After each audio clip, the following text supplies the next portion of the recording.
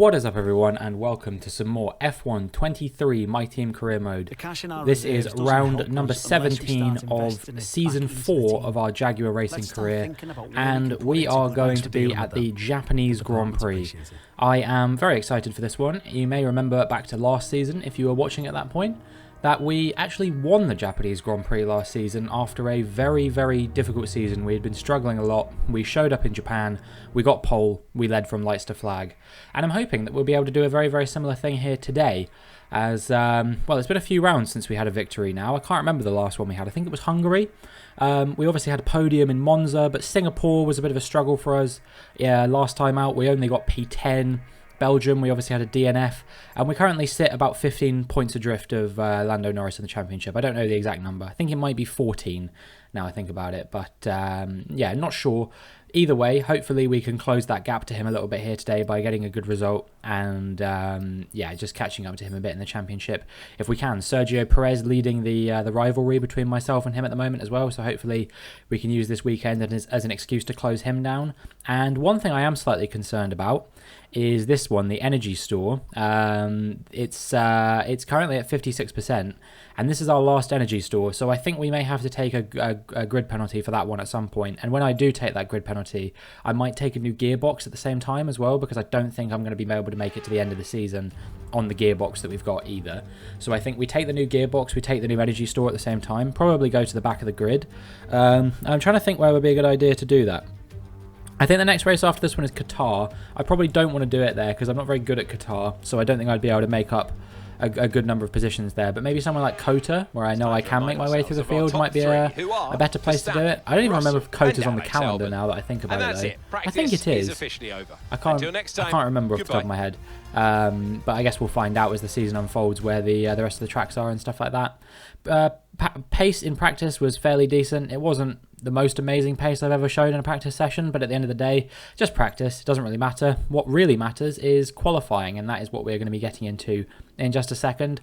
The target here, it's got to be pole position, right? We've had pole positions here before. I know that this is a track that is, honestly, at this point, probably become one of my strongest tracks on the calendar. I feel like I have the propensity to do so well here, and yeah, I really hope that we can make good on that and hopefully grab a halfway decent result.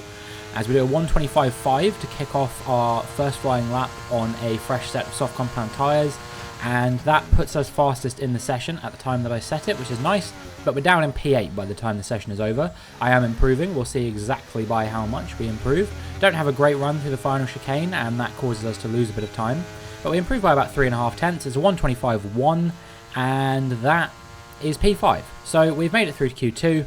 Nice and easy, and hopefully in Q2 we'll be able to make it through to Q3 with no real headaches either. Magnussen through in P8. Nice stuff from him. And Albon goes fastest there with a 124.8. I reckon I could probably compete with that kind of time. I think I've got the pace to do it. Meanwhile, a little bit of a surprise in the elimination zone. Esteban Ocon is out in the Alpine. Definitely not what I was expecting. Both the Alfa Romeos and Sargent making it through. And then Lawson, Hulkenberg, Fittipaldi, Stroll and De Vries eliminated along with Ocon.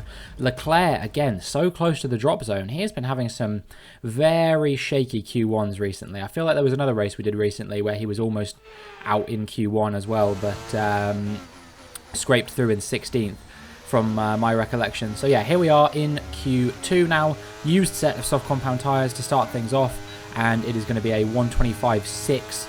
Not a great lap, but it is a used set of tyres, so I wasn't expecting to do any miracles, but hopefully we can start breaking into the 124s with the lap that comes afterwards. You can see as we come on the run up the hill towards 130R, we are going to be about 6 tenths up as we get into the final sector, and that should be hopefully good enough to see us get roughly into the 124s, I would hope. Through the final chicane, we get a pretty good run as well. We're going to be about 8 tenths up on our personal best. Across the line, it's a 124.8, and that is good enough for P3. Okay, so we still need a bit more improvement, but I reckon that a bit more improvement can easily be made. And yeah, we'll see whether Magnussen made it through. Oh, not quite. Barely out. He was less than 0.02 of a second off of making it through. over Oscar Piastri as well. So that would have been nice for us to have Oscar Piastri out and hopefully struggle a bit tomorrow, but unfortunately that won't be the case. Magnussen joins Hauger, Joe, Gasly, Sargent and Tsunoda in the drop zone. Both the Alpines having a poor weekend, 14th and 17th. Not what you've come to expect from those guys, especially considering I think they were both in the points last race. Actually, I think Gasly DNF'd in the end, didn't he? But before that, I think they were both in the points. So, yeah, it was a weird one for Alpine here in qualifying. But they're going to have to try and put that behind them and see if they can still score some points in the race. In any case, we are now looking at a run on used set of soft compound tyres. Once again, it's a 125.4. Going to need a bit of improvement over that one, currently putting us in P4, and well, it would have actually been P4 at the end of the session, but we're managing to improve significantly on a fresh set of soft compound tyres. It's not Norris on pole, he's all the way down in P3, and I think we're definitely going to beat him with the pace that we're showing at the moment. Should be able to beat Doohan. Don't know if I'll be able to beat this mysterious pole sitter though. I don't know who it is that's currently sat in P1 and whether we're going to beat them or not. We are improving by quite a lot. It'll be almost 7/10 as we come to the line. It's a 124.7. Fantastic, you've got pole position. And that is good enough for pole position. Very pleased with that. We set out to do this and we did it. With qualifying finished, it's time to remind ourselves of our top three: Robinson, Oscar Piastri and Jack Doohan. Well, that wraps up qualifying, but don't worry, we'll be back tomorrow as we head into the Grand Prix. Well, it is both of the McLarens starting directly behind us. Lando Norris all the way down in P4. It will be difficult for him to really challenge us tomorrow, I'd have to say, especially considering this is a very difficult track to overtake at. Probably only one real spot where you can overtake, and that is of course the DRS zone, and even that one is quite difficult, in no small part due to the fact that I think the AI has a pretty large propensity for chickening out more than anything, you know, going for moves and that kind of thing. They don't really tend to do it in my experience at turn 1. Obviously I've raced against people in league races and that kind of thing, and they're a bit more brave into turn 1, and it can catch you off guard if you're not expecting it. But the AI, unless they're 100% like committed to it, they won't go for it. And that means that I think that there is a very realistic chance that we can just lead from lights to flag tomorrow. Hopefully that is the case, but you know, anything can happen, and things might not be so simple as just, you know, we might get a bad start, we might get screwed over with strategy, there might be, you know, a red flag, or well, it doesn't look like there's going to be any weather, but you never know. But in any case, hopefully things will go according to plan, and we will see what we do as we get into the Japanese Grand Prix. Welcome along then to the magnificent Suzuka International Circuit, a stone's throw away from Issei Bay in the beautiful Japanese countryside. What surprises lie in wait for us today in the Japanese Grand Prix?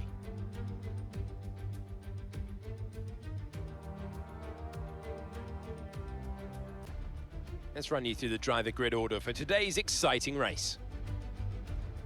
Robinson lines up on pole position, and Oscar Piastri completes the front row.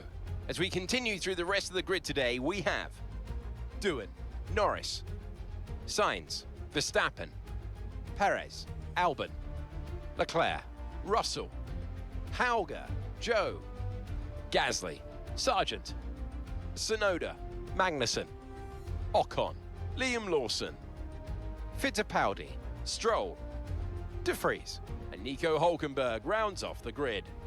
Now, it's almost time for lights out, so let's go down to the track.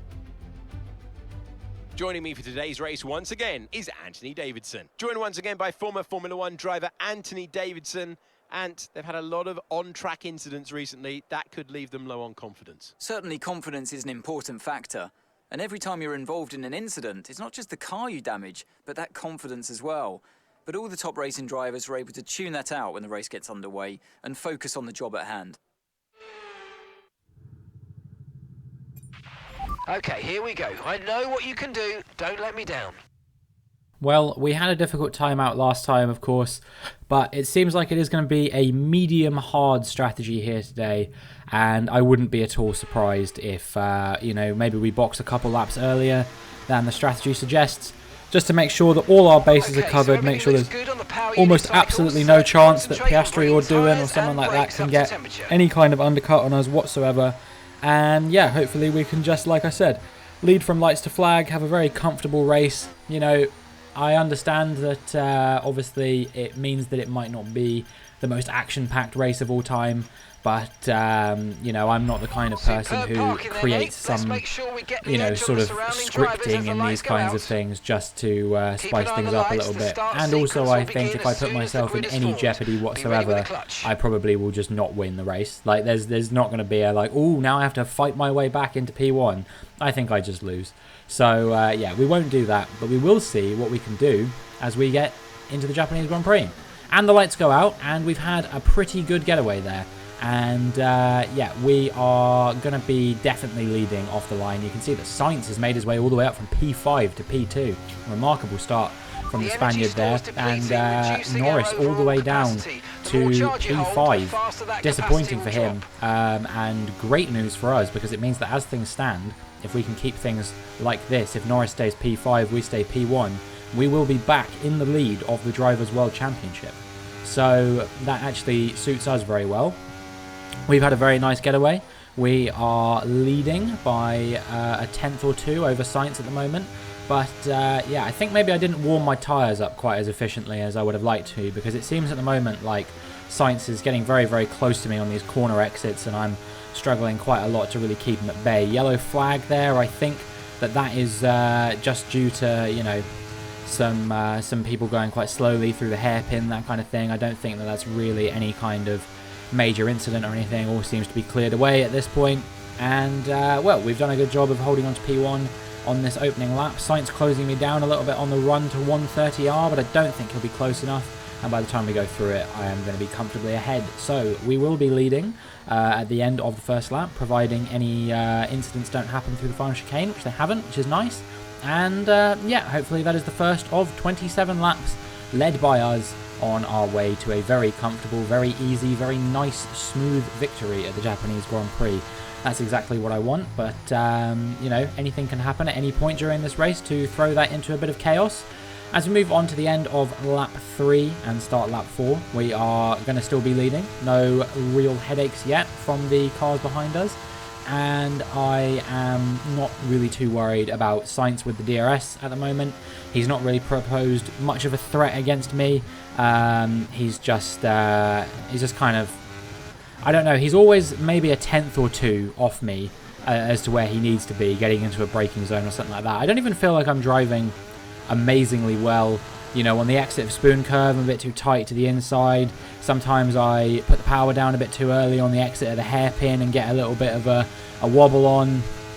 You know, I don't feel like I'm driving at 100% of my power around the Suzuka circuit right now, but I am driving at a level which is enough to keep these guys at bay, and I guess that's the important thing.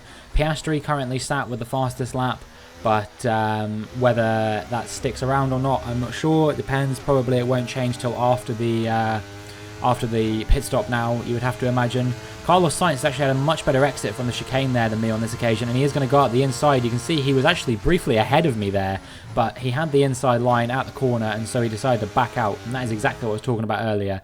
The AI basically never go for moves into turn 1. Here's Pierre Gasly in the Alpine, and he's had a big spin there. He manages to keep it going, and he's not managed to hit anyone or anything like that. So he should be absolutely fine to keep going. But he decides to stop in the middle of the track to let these cars through, which I don't personally really understand. I think there was probably enough room for him to sort of, you know, let them go, or not let them go, but, you know, go and just keep them behind him. But in doing all that, he brought out a red flag. So, yeah, it was a bit of a strange one there from Pierre Gasly, but a red flag nonetheless. And, well, I would love to say that this would add an element of jeopardy to the race. However, I actually think it's the exact opposite. Because of how strong my starts typically are, I think that this basically removes every element of jeopardy from the race. We'll see what we can do as the lights come on. And the lights go out for the second time in the Japanese Grand Prix. You can see everyone starting on the hard compound tyres. Sainz went absolutely nowhere off the start. He has undone everything he did on the first start. Fell down from P2 to below P5, certainly, P6 minimum. I don't know where he ended up, but yeah, absolutely shocking start there for Carlos Sainz. But yeah, what was I saying? any sense of jeopardy that existed in this race has kind of disappeared as a result of that red flag, unfortunately, because, you know, I would have had a pit stop. Maybe the pit stop goes wrong. Maybe I get overcut. Maybe I get undercut. I don't know. It could be anything, really. But in having a red flag, it means that I get to sort of skip out that sort of pit stop trouble. And things are just going to be absolutely fine now. We're going to be going to the end. As long as there's not another red flag. But even if there is, I think it should be fine. If there's a safety car, I don't think people will box. So it's fine. We just won't either. I really just don't see anything that's going to stop us from running away with this one now, unless we make some kind of mistake or something like that, which, as I've said before, I don't really tend to make very many mistakes. So I think we should be absolutely fine here. Yeah, lap 14, comfortably holding P1. Seems like we're pulling away from Oscar Piastri a little bit initially on the exit there. Obviously, once he gets the DRS, it becomes a slightly different story, but I don't think he's going to be close enough by the time we get to turn 1. He has a little bit of a half-hearted look up the inside, but really it was more just speculative, I think, than actually any attempt at overtaking. So, yeah, it just seems like we are really not struggling very much at the moment to hold on to this, and we're getting the race that we wanted. You know, a very comfortable, lights to flag victory as things stand. However, Oscar Piastri is going to go up the inside and once again just backs out of it. Like I said, the AI are just such pussies into turn 1. It's unbelievable. They don't go for moves. Just once I'd love to see them send it and, you know, maybe get a little bit of, I don't know, a little bit of drama going, that kind of thing. Once again, another bit of a half-hearted look up the inside from Piastri there, but nothing too significant, nothing I had to worry about, anything like that. They won't send it, not on this track. There's some tracks where they love to send it. You know what I mean? Like Imola. Imola is the classic example. The AI, all they do is send it around that circuit. Every single corner, it's just like, okay, I'm here now. You know, you saw what happened in Singapore on lap 1, if you watched the previous video. Kevin Magnussen, my own teammate, absolutely dive-bombed me at the end of the first, like, straight. I don't know which corner number it is. But he did a ridiculous dive bomb on me that kind of jeopardized any chance of me making my way forward through that race. So I don't understand why turn 1 at Suzuka just seems to be the one corner that the AI are programmed to not send it under any circumstances. You know, it made my life very easy in this race because absolutely I think Carlos Sainz earlier in the race had the right of way when he went for the move on me, and Piastri probably had, you know, was entitled to a bit more space than he ended up taking. So I don't really know.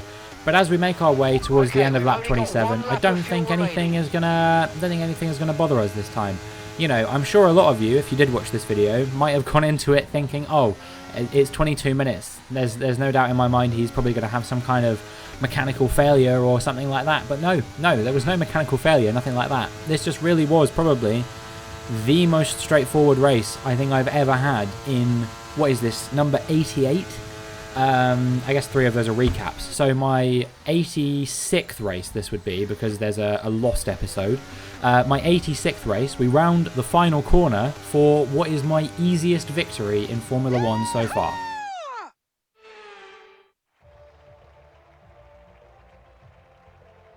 Anthony Davidson, a resounding victory today. What set them apart from the rest? I feel like consistency was probably the key today.